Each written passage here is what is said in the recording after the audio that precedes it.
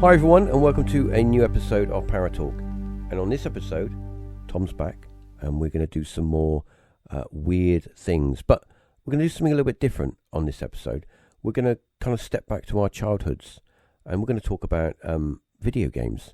But we're not going to talk about video games in just what's our favourite game. We're going to talk about video games that have got a slightly darker side. Kind of a cursed video games. But anyway, without further ado, let me bring in Tom. And we'll get going. Hello, Tom. Hello. How are you? Yeah, I'm good. Good. Glad to be back. Good. Always like coming on for a chat. Oh yeah. It's always fun. It's always fun having a chat with you because we never know where it's going to go. Where is the conversation going to go? Who knows? Mm-hmm. I don't know. So video games.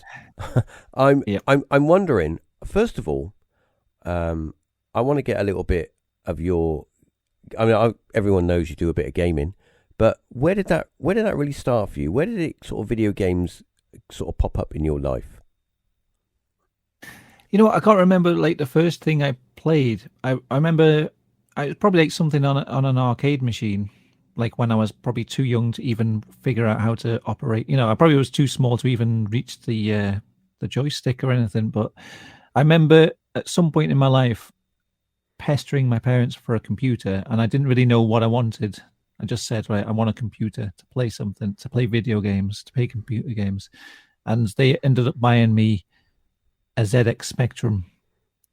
And I think by the time I got this Spectrum, it was already like, I think the Spectrum came out in like 83. I think by the time I got one, it was sort of already going out of fashion. So it's probably quite late on in the Spectrum's life, and a lot of the kids that I was in school with were probably playing on like the Nintendos and Sega machines. And I only knew one other kid in my school with a Spectrum, but that's what I started on, ZX Spectrum. Absolutely loved it. Yeah. My brother had Ant Attack on the Spectrum. Oh yeah, it's a good one. Yeah. I've got a video on my channel playing that. It's a good creepy game as well. Ant Attack. It's got a. I don't know. I think the Spectrum themselves. I mean, a friend of mine bought a ZX81 in kit form, and he built it. And yeah, I remember the first game I played on it was I think it was Scramble, and it was just very simple. It had a membrane, like a hard membrane keyboard. There was no joystick or anything like that. But that was my first sort of experience of a home-based video. But my experience of games goes way back to when I was a wee lad, a wee nipper. Way back when I was like, I think I was about 5 or 6. And me and my family, we lived on it was like a kind of a caravan park, but it was a part residential and part holiday. So you had people that lived in caravans and people that lived, went there for holidays or owned a caravan and went there for a holiday. And on this caravan park, now we're talking like this is like early 70s, mid to early 70s. You got your Bay City Rollers, you got all that, and you got your Gary Glitter. Oh, better not mention him again. And your Alvin Stardust, all that sort of stuff's in the charts. But I'm a little kid. I got my flare trousers on, and me nylon t-shirt, and I'm out on the town. And so on this caravan park, there was a little like an amusement arcade, but not an amusement arcade in the sense of an arcade. It was a room that was like a social place where they had like a little bar. They had like a cafe, if you can call it a cafe. It was literally like one table and 2 chairs. But the great thing was that anyone could go in there. Not kids. Kids couldn't go in the bar, but you could go in the rest of it. But they're in there. They had these games, and these games were they were all mechanical. This is before the rise of Silicon Valley and microchips and all. They were around. Very rare though. Very rare. Yeah. It was all mechanical stuff. One of the main like pinball machines and things like that. Exactly. That was my first my first experience of what I would call a arcade machine was a pinball machine, and the Yeah. guy, it was 2 pence a go. Put your pence in, and you could play your 3 balls. I could never reach it, so the guy in the cafe, because we lived there, he called and knew my parents and stuff. We didn't live in a cafe, but we lived in a caravan. But he gave me a little box, and I could stand on this like orange crate to play this pinball machine. Now, I'll be honest with you, I didn't know what I was doing. Like you, I would just, send the ball on its way and just hit the clickers and just play the game. But that was my first kind of, experience of a video, what I would call a arcade machine. And it wasn't, obviously years later, in the 80s, that was when you started getting involved with the arcades. And I mean, when was your first experience of an arcade? When did you go sort of? You know what, mine's probably very similar to yours, except I didn't live there, but we used to go to a lot of caravan parks when I was a kid. Yeah. And a lot of those parks had a little arcade in there, and it was quite similar to what you're describing. There was like a bar area, and then somewhere you could buy like sweets and things, and then an arcade. Well, it was different setup on every park, but it was usually quite similar to that. There was like a little social area and an arcade, and I quite liked them because they always they're always quite small, these little arcade rooms I found in these parks. So you'd go away for like a week or two, and you'd only have like 1 or 2 machines in there. Yeah. And then you'd get really good on like through the course of the holiday. Like in the morning, I remember like I always used to pester my dad for some change or some money for the day, and then I'd run off to the arcade and play. I can't remember what games I used to. There was one where it was like the RoboCop machine. I remember playing that quite a lot. I can't remember exactly, but I always remember that there was like these little small rooms with arcade machines in there, and I'd always get like quite good at one particular game over the course of a holiday, and then I'd go home and never play it again. Did you ever have like when you were a little bit older and you started to go to? I'm quite fortunate. I grew up in a seaside town, so being a young kid in a seaside town in like late 70s, early 80s, there's a whole road of arcades, and it's changed a lot now because it's now all gambling machines, and there aren't many like Space Invaders or whatever. But back in those days, in the like 81, 82, it was you had all your cabs, you had your Galaxian, Gallagher, Space Invaders, Defender, all of that. You had all of that stuff. When did you start going to those kind of places? Did you have a group of people that you would always meet and go to those places? No, I don't think I've ever really went to those kind of places when I was a kid. I think most of the time when I played an arcade machine, it was usually in some kind of park or something like that, or if we'd gone to like a seaside for a holiday, and there was like the seaside amusements somewhere like that. But where I grew up as a kid, there was nothing around there. There was no like arcades to go to. It was it's quite a small town in Wales. I remember at one point they were talking about opening up an arcade in this precinct near where I lived, and all the kids were really excited, and the parents got together and like protested it, and it never went ahead. And I remember being really mad because all these there was nothing to do in this town. It was like there was a park, but it wasn't like there wasn't really play equipment on it. It was just a bit of grass. There wasn't anything to do for kids, and I was like, yes, an arcade. And the parents were just like, no, this is going to corrupt the children. We don't want the kids going in there and getting addicted to computer games and, pumping all their money into these machines, rotting their brains. And they protested it and got it shut down. So, yeah, I could have had that sort of childhood, but no, it was the adults got together and stopped it. So, I didn't really, growing up, I didn't really have that sort of experience of getting together with my mates and going down the arcade and having the certain machines that we'd go to. My memories are mostly of, like I say, going to these caravan parks. Some of them would have like quite big arcades. Yeah. And I was always quite young. I remember quite a lot of the time there'd be like the best machines would be hogged by like a group of older kids. Like I remember there was like a wrestling game, a WWF game, and it always looked dead fun, but there was always like a gang of teenagers around it hogging the machine all day. So, you'd have to just play the ones that other people didn't find, other people didn't find as entertaining.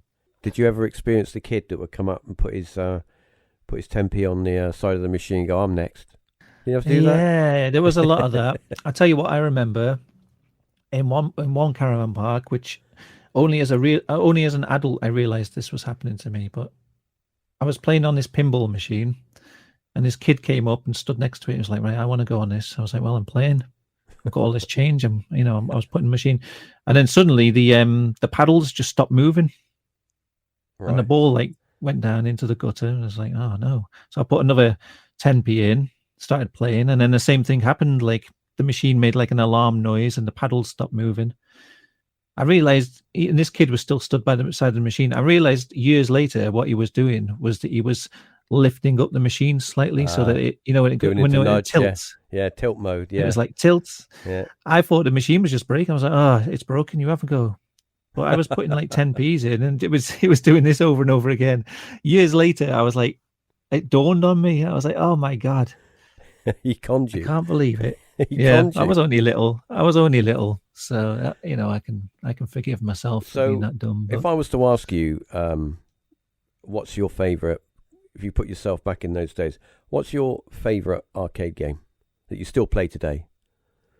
Oh, okay. Well, my favorite one, and I don't know, does this count? Because I didn't really play it I didn't really play this back in the day. I never found a machine of it. But recently I've really got into Asteroids. So I don't know if that counts because it is an arcade machine, but I've never actually played it. I've never played it on an arcade. I'd love to. Yeah. I know that there's a few places. Have you ever been to those places where, like the modern day arcades, where you just pay a certain amount to get in, and then all the arcade machines are free? Have you ever been to any of those? That's really weird. You bring that up because I was talking to my mate the other day. There's a place up about 150, 200 miles away, and it's basically like you just said. They've got like over 150 or 200 machines. You pay, I think it's £25. They got a cafe there, and you get a little wristband, and you can go and you can stay there for the whole day, and everything's on free play, and it's all the classic machines that we talked about. I definitely want to do it, and we were on about doing it this year, just going for the day and just spending the whole day. And there's a few of those places. The retro.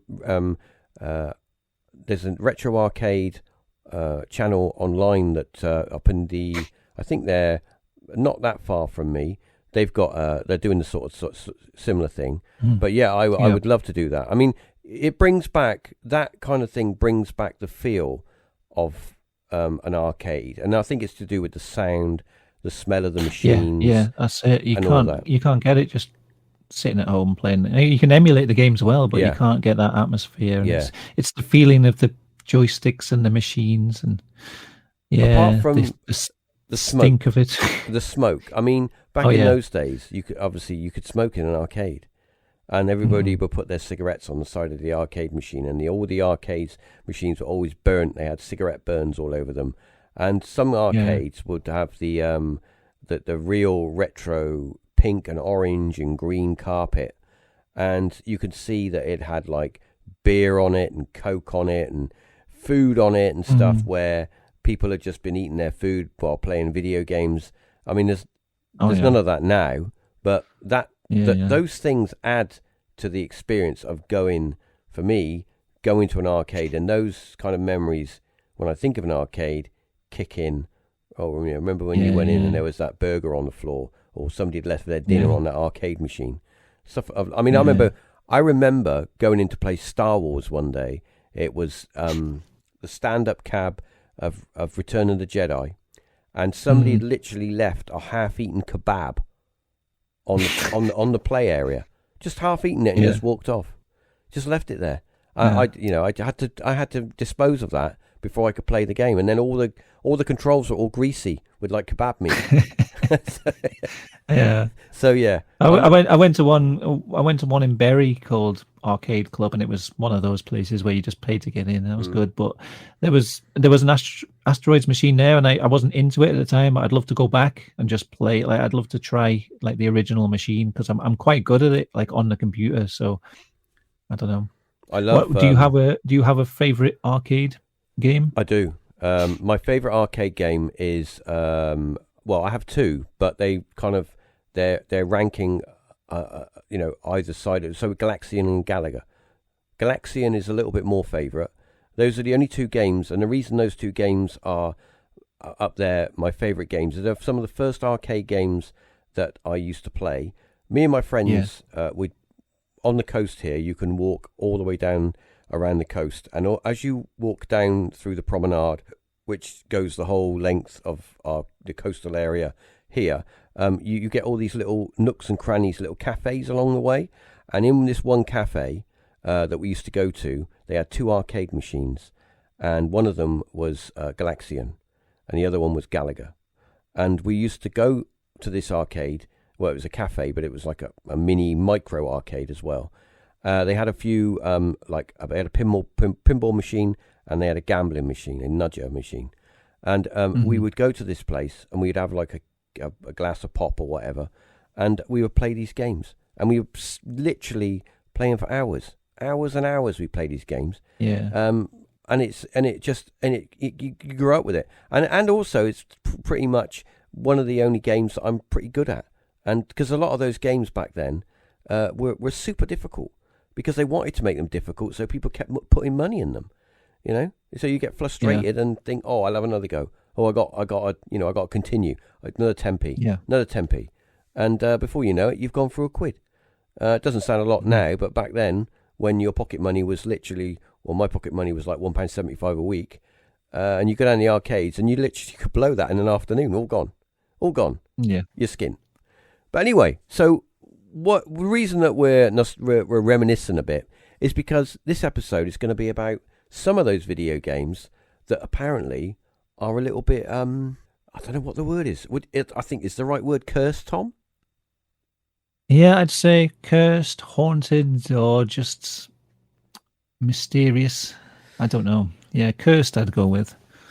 One of the games that was immensely frustrating for me, I still have it now actually, because I'm still a proud owner of an Atari 2600. And although it kind of is on its last legs, I would never get rid of it, because it plays a major role in my growing up of video games. But I do have it under emulation as well. But one of the games that is incredibly difficult, but has got a lot of this kind of urban legend and weirdness around it, is Berserk, a 1980s game was it by Stern Electronics? What's the story here, Tom? What's the story about this game? Now, I want to say first off, I don't know how certain some of these details I'm going to give you. I'm not 100% sure on how accurate they are, because it's when you look at these things online, there's all these different articles and all these different stories, and they mix up all the details, and you can never really confirm anything for sure. So apparently, right, and most of these stories about this Berserk game seem to center around a particular arcade called Friar Tuck's. Apparently, Berserk has killed 3 people. This number changes depending on which article you read. And also, apparently, all these deaths occurred at Friar Tuck's arcade in Calumet City in Illinois. I'm looking at an article here and I'm trying to find the details of the... Yeah, because there's been a couple of guys that have had, apparently, allegedly, had heart attacks after playing the game. So yeah, that's it. I'm trying to find the details here. The first one was called a 19-year-old called Jeff Daly. And the weird thing about his death, right, he was just playing the game, and then apparently immediately after he got a high score, and then immediately after he fell down, had a heart attack, and died. Kind of strange for a young kid. Yeah. But also, his high score was 16,660. So if you take the 1 and 0 off that score, it leaves 666. 666 in the middle. So, people are a bit weirded out over that, saying it's maybe something to do with like a demonic influence. And then, as the story goes, a year later, there was an 18-year-old kid called Peter Bukowski, and he went in playing the same Berserk machine in the same arcade, and he got his name on the high score board twice. And I can't find any stories that tell you what high score he got, whether it had 666 in the number or not. But he got his name on the scoreboard twice. And then he walked over to play another game. And before he even got to the next machine, he fell over and had a heart attack and died. But there's a lot of dispute over the first one, whether that one really happened. I'm pretty sure that the second death, Peter Bukowski, is quite well recorded. And there's like news articles and things that talk about it. The first one, Jeff Daly, it's a bit more dubious. I can't find too much to confirm whether that part of the story is true. But there was another death. This wasn't someone dying of a heart attack after playing the game. It was a fight outside the same arcade. And some people say that the fight started over who was next to play this Berserk machine. Like someone had put them, I think it was kind of similar situation to you described before. Someone put their money on the machine to say like, I'm next. And a fight broke out. Somebody got stabbed and died. But I don't know whether it's just that this urban legend had already started around this machine, and then someone got stabbed, and they might have just said, oh, it's something to do with this Berserk machine, and sort of attributed to it. I'm looking at these, I'll say I've made a few notes as well. I'm listening along. And okay, so I'm going to let's pretend that this all of what we've just talked about is completely 100% real and true. Okay, well, obviously we can't for 100% say everything that we're talking about is real. That's why we're speculating. But the thing is, right, if you've got two people here and they both had a heart attack, right, and they've both been playing the game. Now, I know how hard that game is, and I know how frustrating it is, especially when the tomato man comes on the screen and is chasing you relentlessly. Evil Otto. Evil Otto. He's, you can't get away from him. Well, you can, but it's difficult. But the thing is, it's like, if you're thinking about it, now we do know that anyone on the planet can have a pre-undiagnosed condition where you can just drop dead from heart failure. It happens to young people, to old people. Very rare in young people, but it can be there and it can happen. Now, without the autopsy reports or anything like that, it's very hard for us to decide the actual cause of death. All we know is the person had some form of heart failure. Now, would that be induced by the competition or the anxiety or the stress of playing a game like that? Do you think? Yeah, I think that's quite a likely explanation. When you're playing something like that, your heart rate's going crazy. When you're getting a high score on something, the tension that you feel. See, if someone's got a weak heart, it could be just any sort of anything that sets your heart rate going could finish you off. I mean, if you think about it, high scores back then were really important. You would go to I don't know about you. I suppose you've gone to little mini arcades. You wanted your name on that screen. You wanted your mark on that screen, and you would keep pumping money in the arcade machine to get your initials on that screen, so that when you went away, and your mates would go, "Oh, I saw you did the high score. Or I saw you were on the top 10 or whatever," and it was like a badge of honor that I'm on that screen. People are going to see my initials. I know I've done it. I've done it in arcades. I put money in machines and kept playing and playing and playing just to try and get my name on there. Very rarely did it happen, but it's a thing. And maybe I'm wondering that these young kids here had a similar thing. They wanted to be the best in their game, and that, unfortunately and sadly, it brought on a condition where they died. But is there a devil? Is it cursed?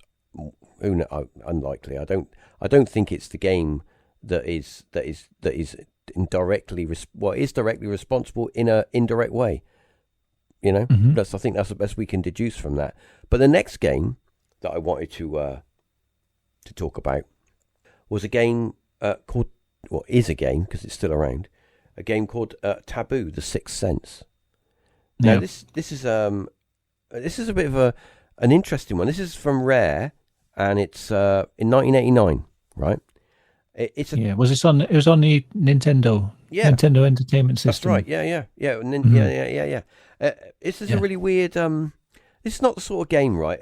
To be honest with you, this is not the sort of game that I would expect to see on a console that is primarily designed for very young children. Although I'm not saying that you have to be a young kid to play these video games. I mean, I had a Super Nintendo when I was in my late 20s, and I really enjoy playing it. But the thing is that if you're a good game designer and you sit around a table and go, all right, Tom, I want you to give me some ideas for a video game. I don't expect you to say to me, let's do a game on tarot cards, because I'll be like, it's a strange choice. It's a bit weird. But anyway, so this game, you have the game, and then what you do is you put your information in it, your name and your all your other bits and pieces, and then you ask it some questions, and then what the game does, it gives you a prediction, and it tells you a response to what you've asked it. Now, apparently, as we're saying, it's speculation, but apparently some people who've played this game, they have basically experienced in their real life what the game has predicted for them. So if it says that you might watch out because you might have a fall in the near future, and they've gone out and fallen down a set of steps, not straight away, but you know what I mean. Just by putting in a few words. I don't know. I don't know. I mean, if a tarot deck could predict the future, I don't see why it wouldn't work in a digital format. It's just doing the same thing, isn't it? It's bringing out a random set of answers, and you're sort of interpreting them in a way that you can think, oh, that'll means that. I mean, a lot of times when you get these predictions, they only really come true when you think back on them. When you you'll get something, you'll get a card saying like, I don't know, like the Tower card or something, and you'll think, oh, something bad's going to happen, and then next week your car will break down, and you'll think, oh, that was definitely the Tower card. That's what that meant. But I don't know. I feel like I've watched some videos of that game Taboo being played, and it seemed like it's similar to a typical tarot reading, where it's sort of vague. It doesn't give you like exact details of things, so it's quite easy to interpret them in a broad way.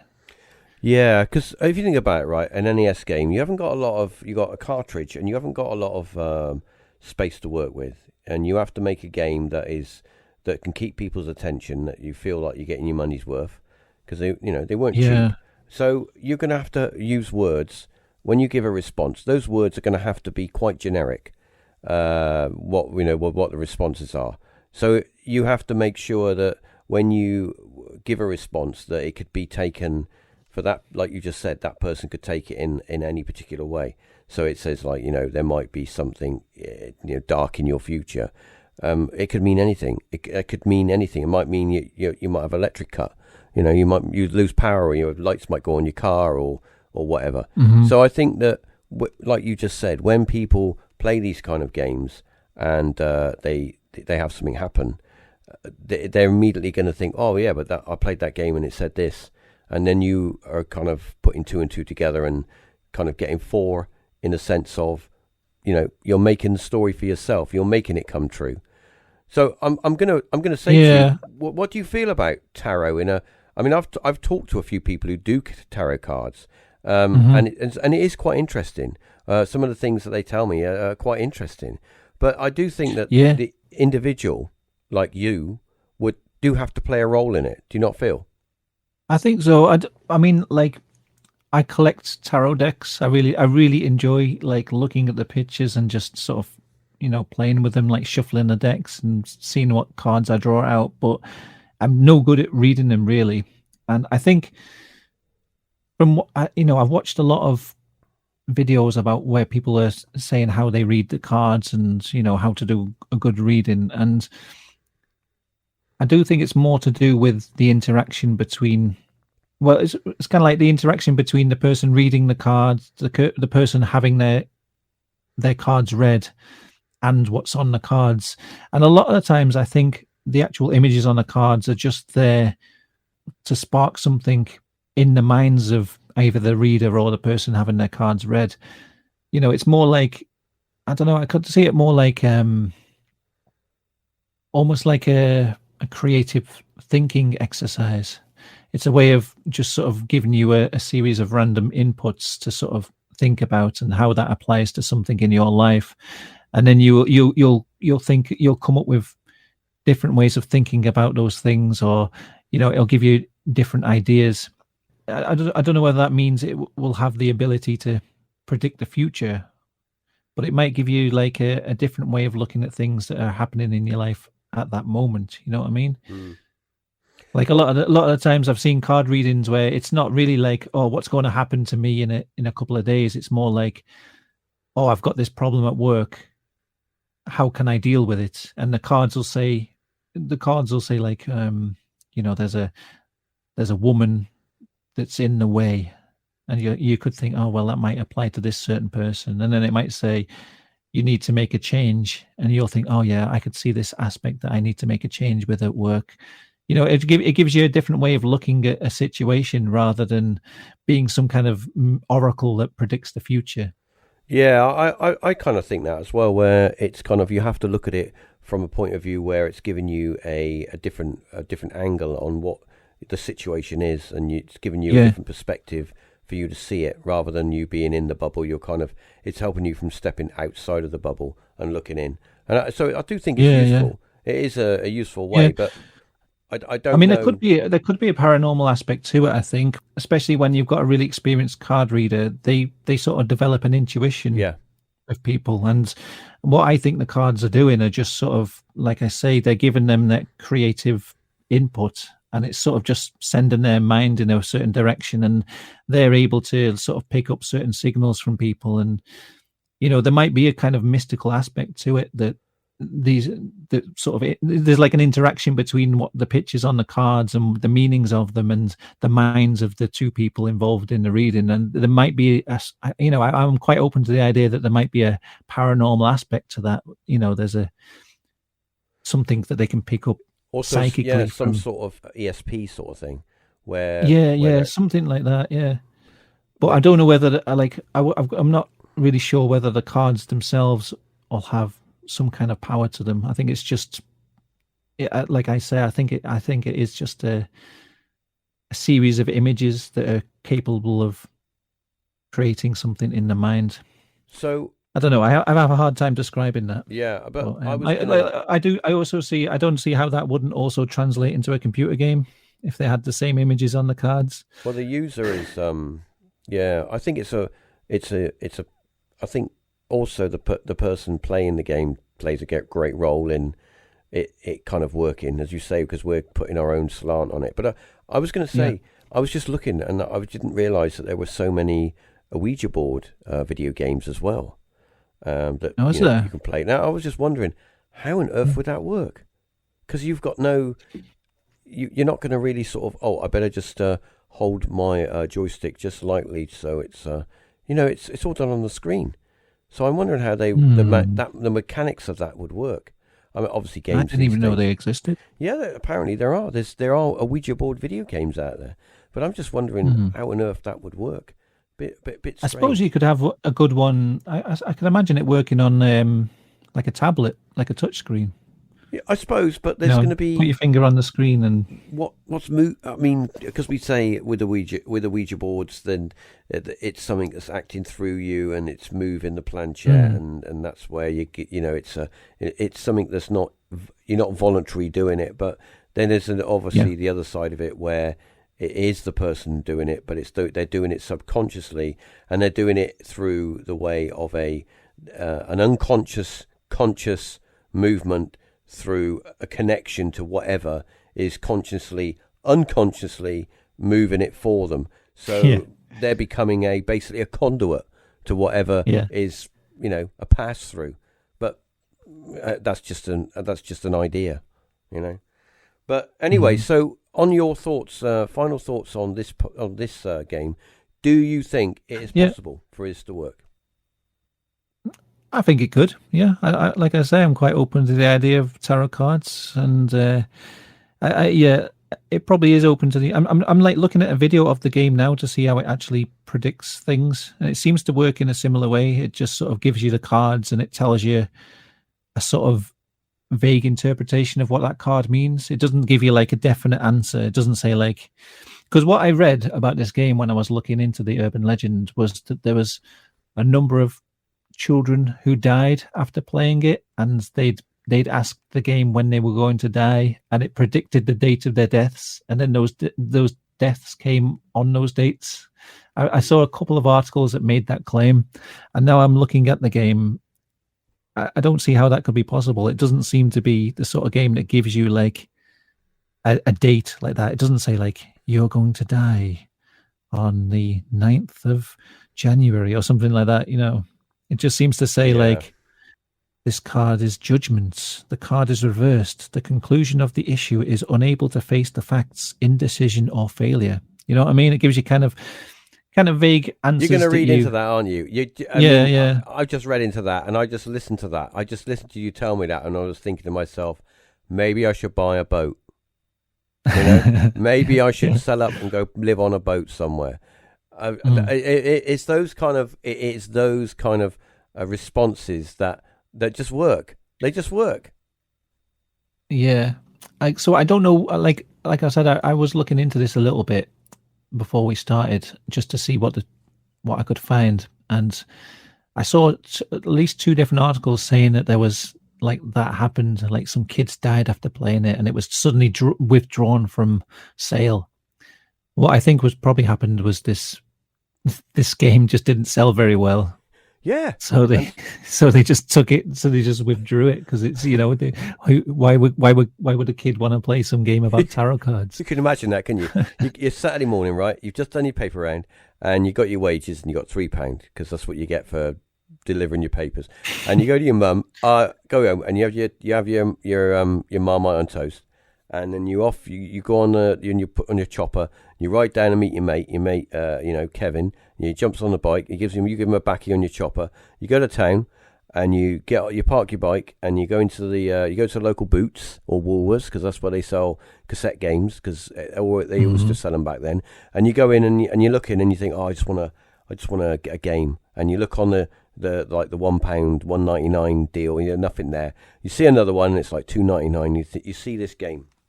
You see this game, right? And it's on, it's called Taboo, and you look at it and you think, oh yeah, and it's on offer, but you still can't really afford it because that's pretty much all of your wages. And then the guy comes over and he goes, you know what, son, you want that game because 3 kids have died from that game. You're a kid, aren't you? You're going to buy it. You're going to buy it. You're going to buy it. Yeah. And then you go home and you think, when am I going to die? And then you're waiting for the date to come through, and you think, well, there's no dates on here. I've been conned. It's just telling me all this weird stuff. The thing is, as well, there will be some kids who have got that game, and it's like one of the 3 games that they own in their collection. So they're like forced to try and play it and derive some kind of enjoyment from it, because it's like they've spent all their money on this game. Because this happened to me a lot when I was a kid. I'd go down the shop, spend all my pocket money on a game and get it home and realize it was absolute rubbish. But because it was one of the few games that I owned, you'd play it forever, because it's like, oh, I've spent my money on it now. I've got to get some worth out of it. It's a form of what you were doing there, Tom, is you were punishing yourself.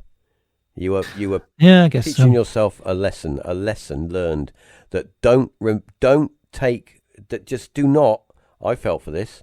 When you go and buy a game when you was a kid, when you went and bought a game and you looked at the cover, you're like, And yet they had the glorious cover, some of the best cover art. It was just amazing. Always turn it over and look at the screen caps and make sure that they're not off like a C64 when you're looking at a Spectrum game and they're like C64 screen caps. You're thinking, this is amazing. They do that a lot. Yeah, the game looks completely different from. Yeah, I've got an absolute massive collection of Spectrum games. Like I started collecting them as an adult, and I've noticed that with so many of the games, the images on the back are from a completely different system, and a lot of the times they weren't like direct ports from each other. Like a certain game on the ZX Spectrum would be completely different from the C64 version, but they'd have the screenshots from the different version on the back. Yeah, I don't know what it is about Spectrum games, but they do have a certain charm. A certain charm about them. Yeah, especially the ZX Spectrum, the 48K. My mate used to have one. I remember him playing Jetpack and Jet Set Willy and all those kind of games. And they have a certain Manic Miner or whatever it was, and it was like just a certain charm about them. I mean, I've got two. With those large moving bins, the big ones, full of Spectrum cassette games. Now, not rip-offs, but real, proper Spectrum games. And I've got them, and I don't even own a Spectrum anymore. But I've still got them. It's just nostalgia. It's just nice to sort of look at them and read the reviews on the back. Oh, best game of the year or whatever. Just amazing. Amazing.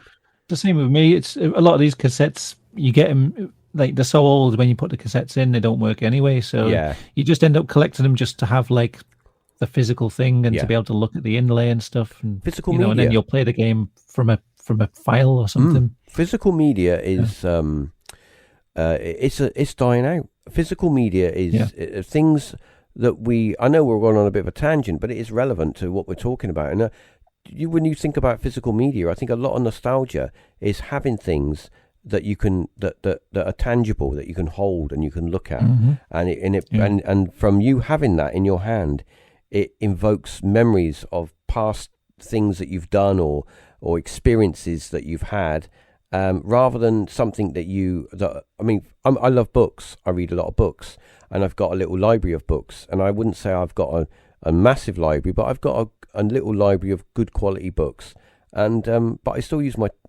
Kindle all the time. But the act of holding a book, I haven't done that for since I've had my Kindle, 3-4 years. I very rarely read from a book now, unless I'm making show notes or whatever, and I need to sort of just quickly look through some pages. But most of the time, I'm on my Kindle, so it's a non-materialistic thing. It's all out there in the ether, in the cloud. And I think with video games as well, most of the video games that I play, I'm not playing a actual version of it. I'm on a cloud somewhere, playing it either by cloud gaming or it's out there somewhere. It's not something I've had to plug it in and blow the cartridge a few times to make it work, because apparently that's the magic. You got to get the blow right to get the cartridge to work. But you don't do that anymore, and it's nice to have something that's tangible. Like albums, I still collect albums, and it's nice to play a record now and again, even though it's a different kind of sound, and some people say it's inferior, but it's a sound of my childhood, my teenage years, because that's what I was used to. But anyway, so I think that having stuff like that is just nice. It's nice to have around, and it's good for sort of memories. But anyway, moving on. We haven't finished yet. We got a few more of these weird things to talk about. Now, the next one, this is one I could never pronounce properly, and I'm gonna give it a go. And I haven't been practicing. I'm gonna give it a go. Polybius. Is that it? Mm-hmm. Is that right? Yeah, Polybius. Polybius. That's it. Now, this is a 1980s arcade game. Now, this is my favourite. This is my favourite, what we're going to call, some people say, it's just an urban legend. All right, fair enough, but it's still an interesting urban legend. Do you know the story based around this game? I'm not too familiar with it. I've heard vaguely little bits and pieces, but I don't know. No. Right. So, this game isn't a 1980s game, right? But in I think it was the 2000s. Well, anyway, it popped up in an arcade in Portland, Oregon, right? Just out of the blue. It was there one day, and it's one of these kind of weird, kind of progressive games where they're trying to push the boundaries of the ability of the microchips and that.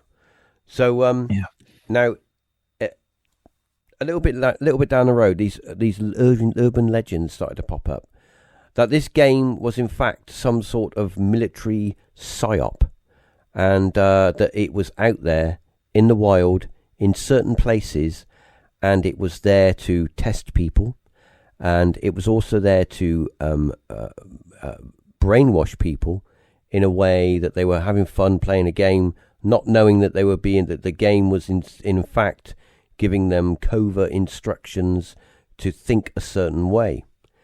It was also allegedly, I make sure I get this in because I don't want people saying, you said that this happened, and it didn't. I'm not saying anything happened. I'm just saying that this is what I read and I've written down. So basically, as I say, it was allegedly used as a brainwashing tool. It was also apparently used as a tool to grade people for induction into particular military operations. Don't know what that means. I don't know what that means. It could be it could be an astronaut, or it could be somebody who's a special agent. I don't know. Now, and allegedly, this arcade and this machine was seen having men in black around it, men in suits, official-looking men that would come in and do stuff to the machine. That in itself, I've never seen an arcade engineer in a suit. Usually, he's got a cigarette in his mouth, he's in a bad mood, and he's wearing a pair of overalls that aren't done up at the front. That's usually the guys that I've encountered in arcades. But so what do you think? Is it? I think, now let's be honest. I'm not going to waffle too much. I'm just going to say that it's 1980. The arcade machines are at their height. They are immensely powerful with the youth. I think if you're in the military and you want to do something like that to find out who's clever and who isn't, that's a great way to do it. Yeah, I could. And then years later, make everyone believe that it was just, it's just a creepy urban legend, and then no one believes it. That'd be a good tactic, I think. How do you think they would go about that? How would they go about it, though, Tom? What aspect of it? Well, okay, the brainwashing. Yeah, how would it work? Well, how do you think that would work? What would you think the message would be? Is it a certain way to act, or what? I don't know. You could program it to do, like, you could have different machines, and you could program them to try and subliminally get people to act in different ways, and then you could observe players doing it and see what they do immediately after.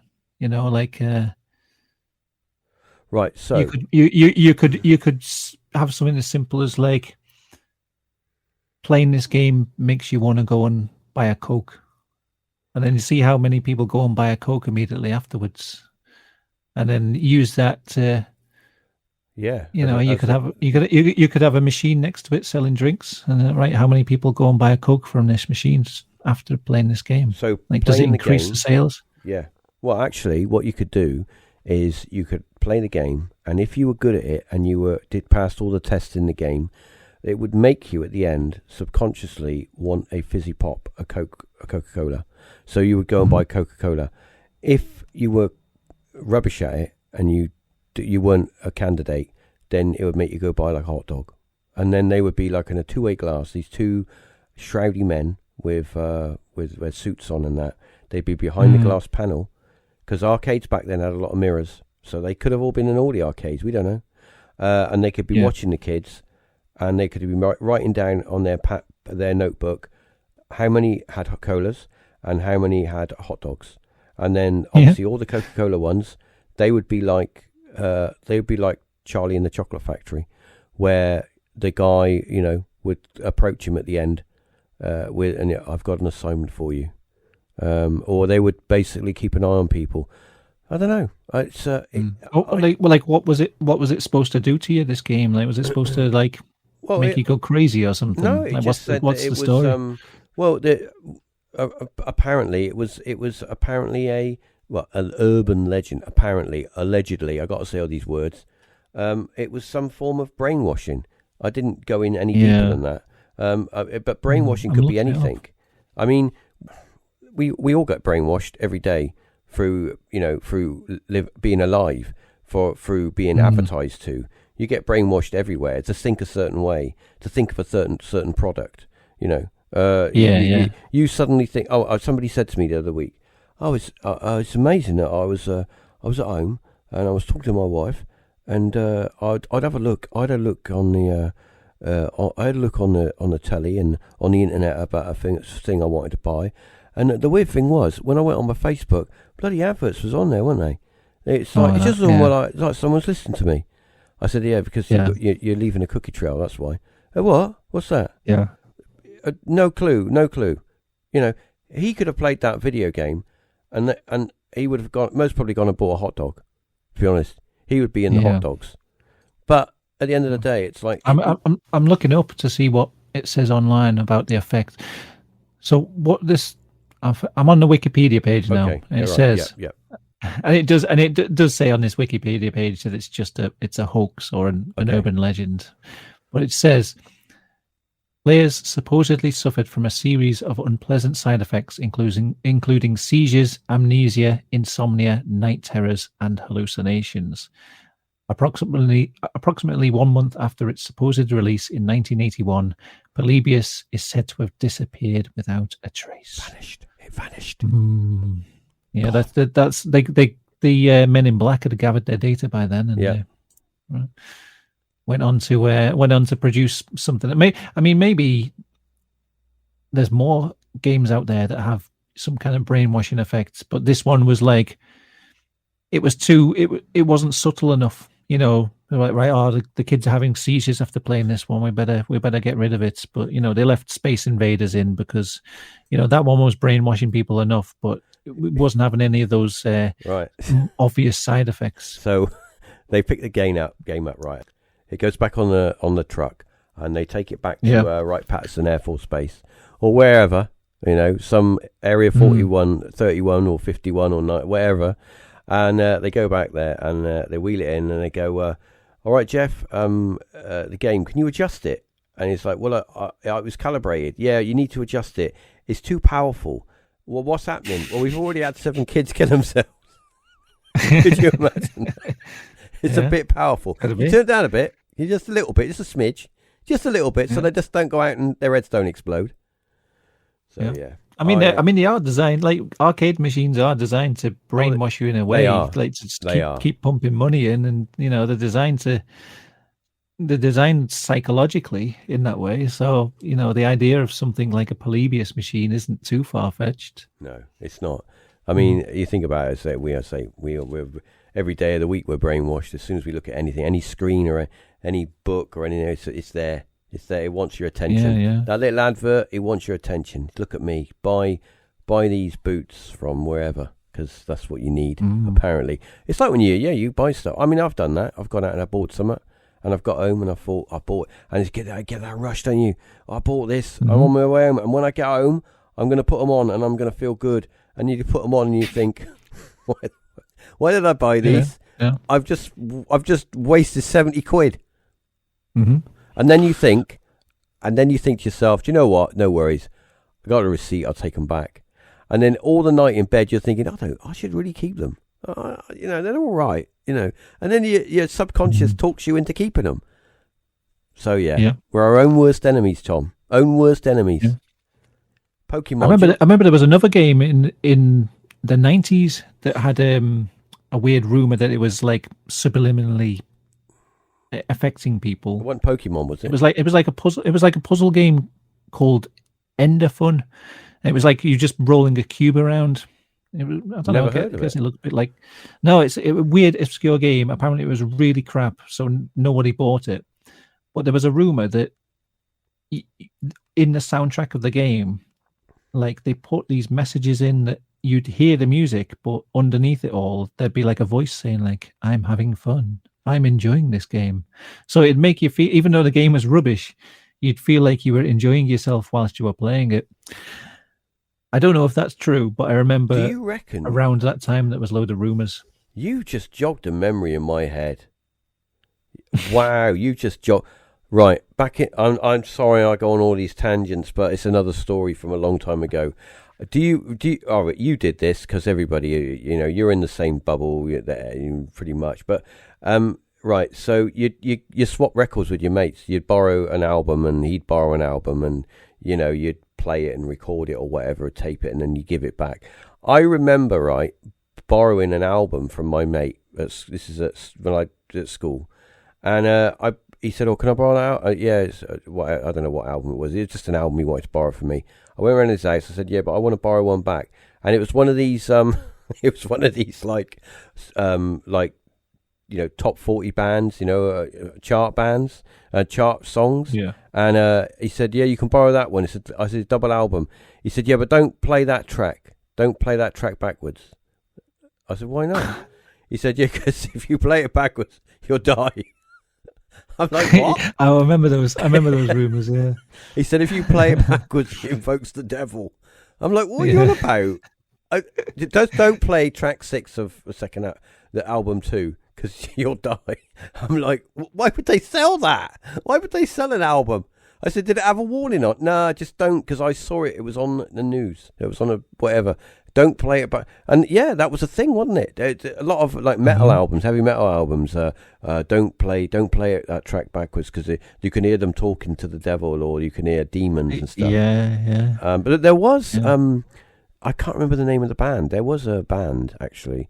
I'm going so off track here. But there was a band that were in the studio. They were a rock band. It might have been like a band like Red Hot Chili Peppers or something. But they were recording an album, and they were in I could be way off. It's just I'm really just drawing from past memories.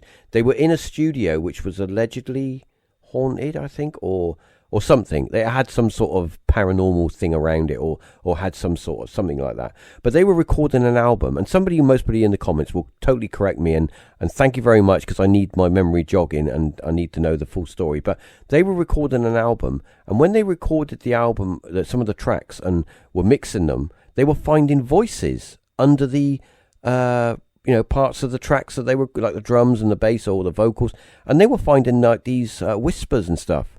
And I know that you can get, okay, so when you have audio and you sometimes, I've been in a studio, I've recorded EPs and stuff. I know how you do it, and I'm also aware that when you have certain sounds, that they can make other sounds. So if you have a musical instrument and you have, I don't know, a keyboard or something, or some vocals, sometimes certain frequencies, they can clash with each other, and they can make other sounds, and these phantom sounds can sound like voices. Because we did it we were doing it in the studio. We were having I think it was a guitar. There was a guitar solo we were doing, and there were keyboards. I think it was keyboards on a track that we were doing, and it was making this other phantom sound, and it sounded like a cross between a cat squealing and a dustbin, or like a cat in a dustbin. It was really weird. It was like a clattering cat squeal sound. But the engineer said, no, it's not. You're not possessed. It's just the two frequencies are just clashing. So I have to do a bit of tweaking, and I can get rid of it. But so yeah, that's possibly a thing. But I was going to say, going all the way back to this game, maybe there's certain frequencies in the game that can affect your brain receptors and cause problems. So, for example, Pokemon Red and Green, when wasn't there a section on that lavender? Was it the Lavender Town? Yeah. Wasn't that? There's a story behind that, isn't there? Yeah, it's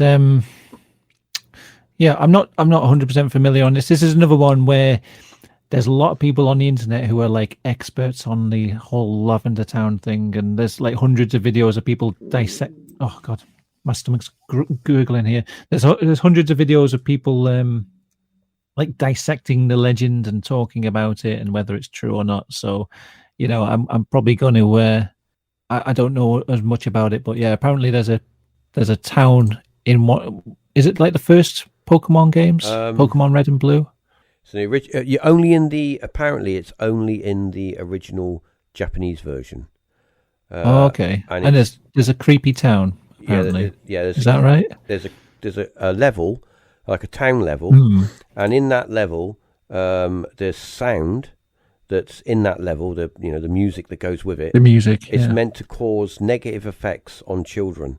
Don't know what those negative effects are, but and I'm just going to say maybe it's because what they did apparently was they redid the sound. They changed the frequency of the sound apparently, but this is connected to like it could be just an error, a programming error, where because there are certain frequencies that can cause you to lose your balance or feel dizzy or feel sad. The military experiment with sound weapons that they beam certain frequencies at people to make them feel docile or sad or whatever. But so possibly this is a similar thing where they got the frequency wrong, and because obviously the majority of people that will be playing these games are children, so it's obviously going to affect the majority of children. And when you get to like my age, you're pretty much half deaf anyway. So you're not going to hear it. But I mean, they have those things where they've got like alarms that stop teenagers from congregating. Have you seen them? They've got like these things that blare out a certain signal all day long. Yeah. They want kids hanging around, but like adults can't hear it.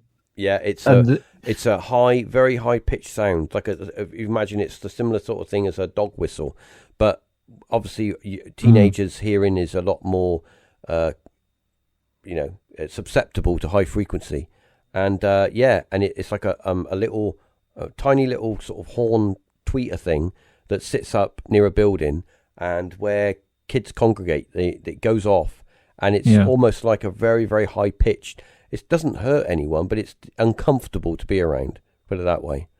But yeah. So it could be. What I'm looking at now, it says it was shortly after it was released in 1986. There was a peak in sudden illnesses and children between the ages of 7 and 12 taking their own lives, which is pretty grim. I don't know if that's true, but it was somehow related to this game, and people suspect that it might be some tone that's in the music of Lavender Town. So we do know that frequency and sound can cause a form of, well, I'm not going to say depression, but it can cause like a sadness in people. We do know that our bodies are affected by frequency, and and it can have a negative, can have a positive or a negative effect depending on the frequency. So maybe this game, there is some truth to this game. Maybe that is why they took it off and redid the sound to make it less of a, so little kids didn't kill themselves. Yeah. Because you think about it, right? I can understand that kids becoming ill. You get on a video game and you sit on there all night, you're going to get sick. But you're not going to go on a video game and play it all night and go, I'm going to just kill myself now. You're not going to do that, are you? Let's be honest. You're not going to do that, unless there's some other. Yeah, I don't see how they would have made the connection so definitely. There's been a spike in deaths, or it's definitely to do with the Lavender Town. How would they make that connection? I don't really understand how they would even do that. I don't know. I don't know. I was going to say I remember something else creepy about Pokemon around this time. Yeah. The cartoon causing seizures. Do you remember that? No. It was like a story that there was a story that was a certain scene in the Pokemon which would, and when it was shown in Japan, all these kids started having seizures because there was like a flashing sequence of colors on the screen for a second, and it was at a certain frequency that caused seizures. And when it was brought over here, they took that bit out. Could you imagine that? You're I don't know, your Billy and Billy and William are on front of telly holding their Pokemon figures, watching and a new cartoon, and they're like, yeah, Pokemon, yeah, it's the new cartoon. And then the mum comes in with their dinner, their sausage and beans or whatever, and they're on the floor going, Could you imagine that? All frothing at the mouth and stuff, like they're literally possessed. Did The Simpsons make fun of it? Like, did they? I don't know. There's a scene in The Simpsons where it's like, oh no, the seizure robots are back on, and then it starts flashing, and they all start like twitching on the floor. But you think about it, we now know, and even TV programs come on, and they got a warning about stuff like that, you know, because obviously trigger warning of that. We know that it can affect certain people. Hypersensitive to it, it can affect them, and they can have a seizure. So, but back then, there was none of that. There was none of that. Just all the flashing things. It's all right. He's just having a fit. It's all right. He'll be all right in a minute. Just roll him over. You know, make sure he doesn't swallow his tongue. He'll be all right. Just do it. I'll have his sausage and beans and his Coke. You don't want it. He'll feel sick when he wakes up. You know that. Do you know what I mean? It'd be like that. Yeah. That's what it was like then. But now they're aware that happens. So maybe there's some truth to this. I'm going to go with there's some truth to that one. I think that there's somebody will just write in the comments, you're completely wrong, mate. It was all made up. So yeah, I win. So I think we've come to the end of this episode, and what a great episode it was. Talking about video games. You know, we're both great fans of video games. And on that note, how's your video games going? Have you started any new video games? Yeah, I've started. Well, on my gaming channel, I've got a little playthrough of. There's a game called Prison Architect, which I'm playing through at the minute. I don't know if you've ever played that. It's a pretty fun game. I know of it. I've never played it. Building a prison. I've started a Twitch. Oh, have you? Like live streaming. Yeah, but I've got about 20 followers on there. I haven't really advertised it. I'm still sort of figuring out how it works. I just thought I'd maybe try and branch out a bit from YouTube, because I kind of tend to stick all my things in one place. And I thought, well, maybe I'll start branching out. So I've done a couple of live streams on Twitch playing games, you know, just retro games and Prison Architect and stuff. Well, I'm still kind of figuring out how it works. So it's interesting. That's interesting. I'll have to check you out, because I do enjoy some watching a bit of Twitch. I do enjoy some live streams on there. And I was also thought about moving Paratalk onto open up a Twitch channel on there for the podcast, and doing some sort of you could do that, doing some stuff on there with that, because it's quite. I mean, some people, you either hate it. It's a bit like Marmite. Twitch is a bit like Marmite. You hate it or you love it. For me, it's a fun platform. You know, and anything that you can branch out to is a good thing. So yeah, you have to give me the link so I can get it linked in the show notes. Okay, yeah. So get me above 20 followers, and then well, I'm sure it will grow quite soon. You know, everyone's got to start from somewhere.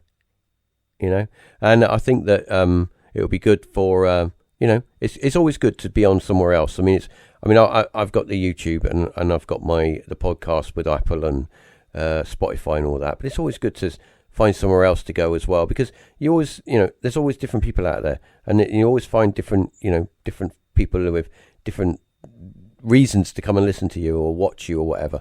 And you know, there are people out there that just want to listen, and there are people out there that want to watch. So best of both worlds, really, isn't it?